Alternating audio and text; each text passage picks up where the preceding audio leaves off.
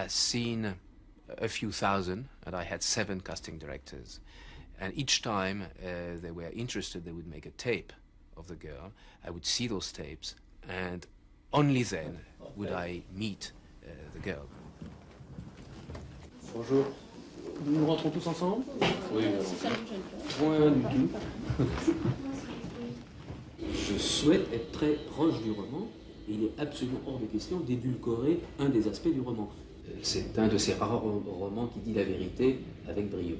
Dans ce film, il y a des scènes où la comédienne et le comédien se retrouvent ensemble dans un lit. Oui. Hein? Bon, bah oui. Tout nu. Oui, tout nu, oui. Mais je choisirais bien. Il faut qu'on prenne vos tailles. Moi, je suis la référence de taille. It's very sad because you see a lot of girls that want to be an actress, but there is very little in them. There is not that something special that after a few years you know how to pick. And it has to do, I must say, with the eyes. When I was a commercial director, I'd been a commercial director for years, and I didn't know how to choose. And now it's easy. Either I have a shock, personal thrill. I can feel my skin. Suddenly it becomes goose skin. Then I know that I like. If not, there's no way. And one day I discovered the face of a girl who was not more beautiful than any other, but she was different. She had eyes. So this is you. She had something special in the eyes. No? She was just a small girl.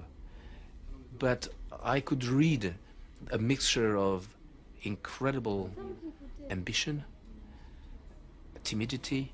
She displayed emotions on her face. And it was a very bad interview. She had nothing to say. But for some reason, I adored her, and I felt she was very close to this little character. I could feel that under the pretty face was a very violent creature, and I adored this mixture of fragility and strength.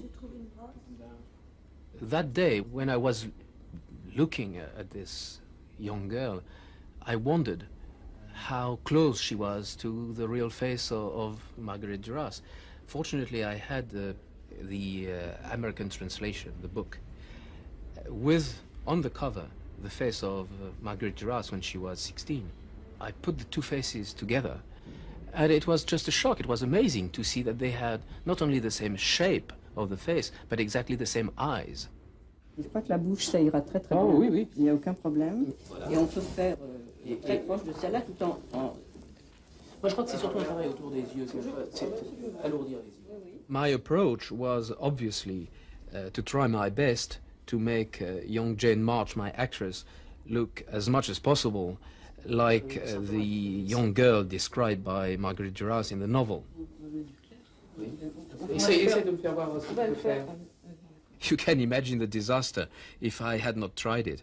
If the face was as wrong as it was the first days of the test during the whole film, and if I had discovered that on the first morning of the filming.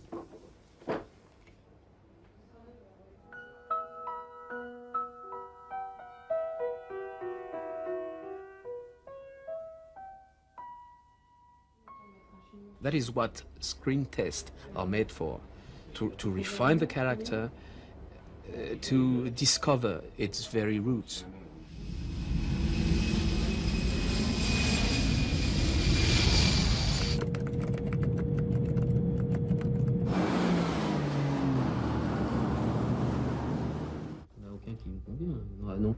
Bizarre. With the Chinese man, it was much more difficult than I imagined. When I started casting in Los Angeles, New York, Paris, Taipei, Tokyo, I realized that the Asian actors today have only offers when they can pretend to be either a bartender, a nasty one, or a taxi driver, as long as he smuggles drug, or a drug addict.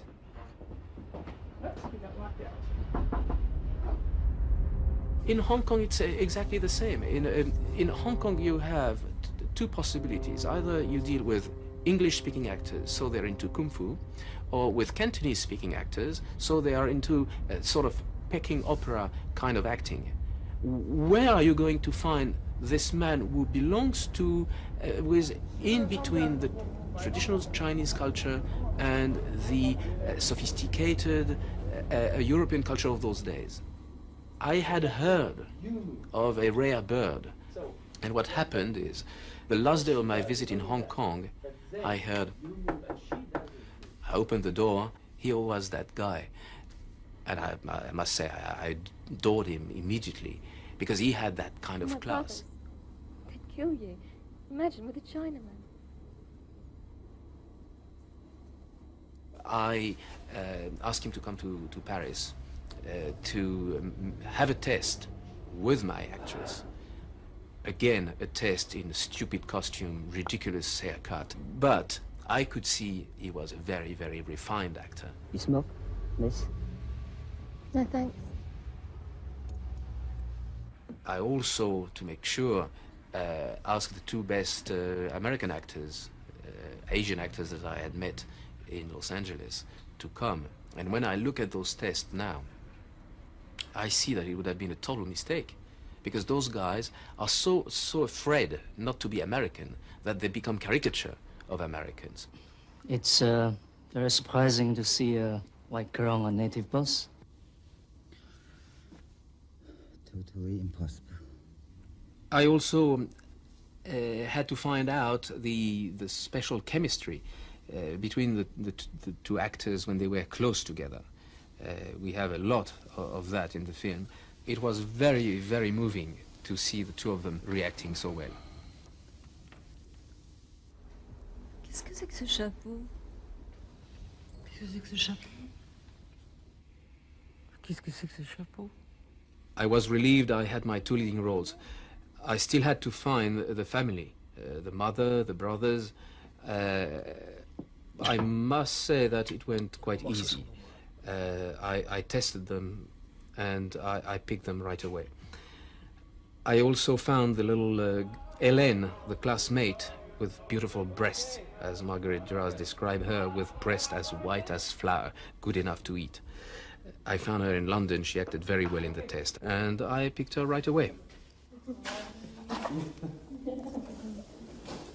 What a lovely work I have. What a lovely job. Now we're 7 months away from the shooting time, and everybody starts being scared. The producer is scared because the budget is too high.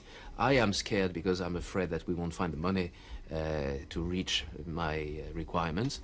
And Jane, who's back in London, is also scared because she has rumors. She knows that a lot of films are prepared but never shot. So she's afraid that the fairy tale may end right away. So she spends her time reassuring herself by going to see her mother, who's keeping a newsstand in a supermarket in the suburb area where she lives. And she's definitely very scared that during that period of time I may change my mind and find another actress who would be better than she is.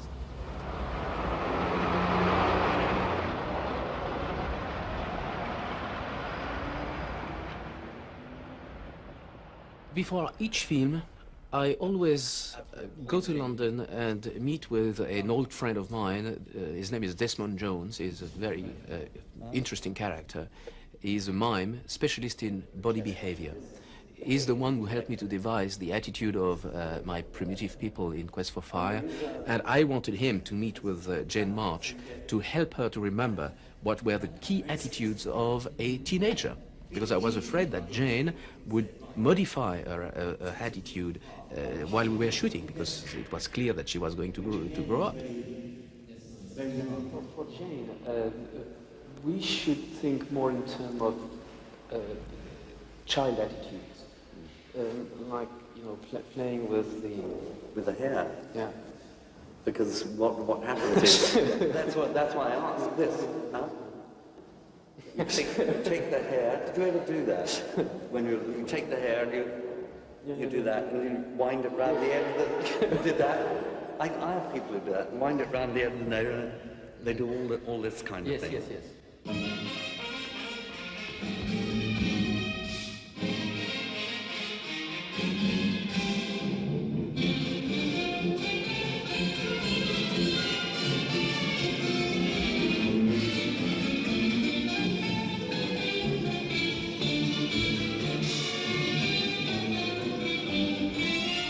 We rehearsed for months a short scene in the film, but it's a very important scene. It's a scene in a dance club in Saigon where the young girl is dancing with her brother in a very incestuous way. It was very important for the two actors to feel very free with the bizarre steps of the foxtrot in order for them to be able to play the scene properly. It's a very important scene because this incestuous relationship creates fury and jealousy with the Chinese lover, and it's one of the turning points of the story.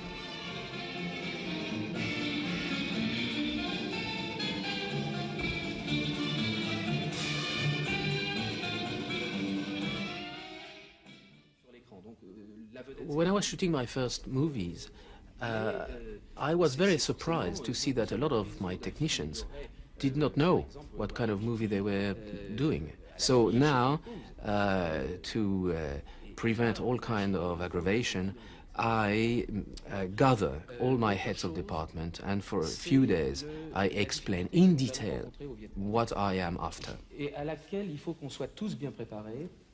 Il y a une difficulté climatique que vous n'imaginez pas. Évidemment, bon, Yvonne, toi tu en reviens, mais je crois qu'ici, en Europe, on a du mal à imaginer ce que c'est que 35 degrés, sans vent, avec 100% d'humidité relative, et que quand c'est un peu plus frais le soir, il fait 33 degrés, et il n'y a toujours pas de vent, et il fait 100% d'humidité relative. J'espère qu'on tiendra le coup, j'espère qu'on ne sera pas tous malades en même temps. Je sais qu'on sera tous malades, en tout cas à tour de rôle. Il n'y a pas de moyen d'y échapper. Et j'espère que ça ne nous mettra pas en colère. Colère qui serait très déplaisant d'avoir vis-à-vis des Vietnamiens. N'oubliez surtout pas, quand vous allez là-bas, que ce sont des gens qui sortent de 50 ans de guerre et qui se sont battus pour une chose, c'est leur dignité.